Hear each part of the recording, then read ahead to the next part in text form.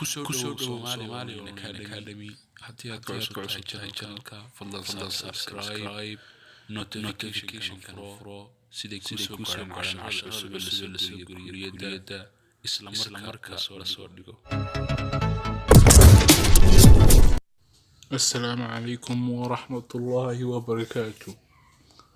Our lesson is about today, lesson 8, buying clothes. casharkeenu maanta wuxuu ku saabsan yahay lesson 8 waa casharka 8aad. buying clothes waa iibsiga dharka. markaad dhar iibsanayso weeyaan. buying clothes waa wax iibsiga marka qofku dhar iibsanayo.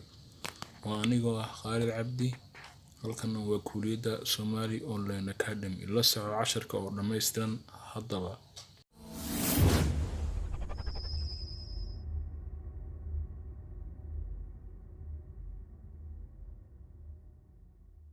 Can I help you? Yes, I'm looking for a sheet. Can I help you? Ma ku caawin karaa? Yes, I'm looking for a sheet. waxaan raadsanayay shaar. Can I help you? ma ku caawin karaa? Yes, I'm looking waxaan raadsanayay for a sheet. shaar ayaan raadinayay. What size are you? Large size. What size are you? cabirkaagu waa intee? Large size waa cabir weyn buu yiri. What size are you? cabirkaagu waa intee? Large size waa cabir weyn buu yiri. What size waa cabirkaagu? Are you cabirkee baa tahay weeyaan. What size are you? cabirkaagu waa intee ama cabirkaagu waa meeqa?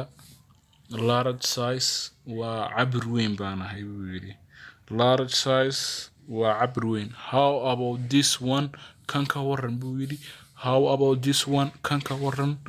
How about this one? kan ka waran. Yes, that is nice. wuu fiican yahay kani. Yes, that's nice. kan wuu fiican yahay. How about this one? Yes, that is nice. Can I try it? Of course. Can I try it? ma isku dayi karaa buu yiri. Can I try it? ma isku dayi karaa ama ma xiran karaa? Yes, of course. ama of course. dabcan. Yes, of course. dabcan. Yes, of course. dabcan. Yes, of course. dabcan. How much should I pay? $10. How much should I pay? intee ayaan bixiyaa? How much intee should I pay ayaan bixiyaa? $10. $10. $10. $10 bixi buu yidhi. Goodbye. Bye. Goodbye. nabadgelyo. Bye. nabadgelyo weeyaan ama nabadiino.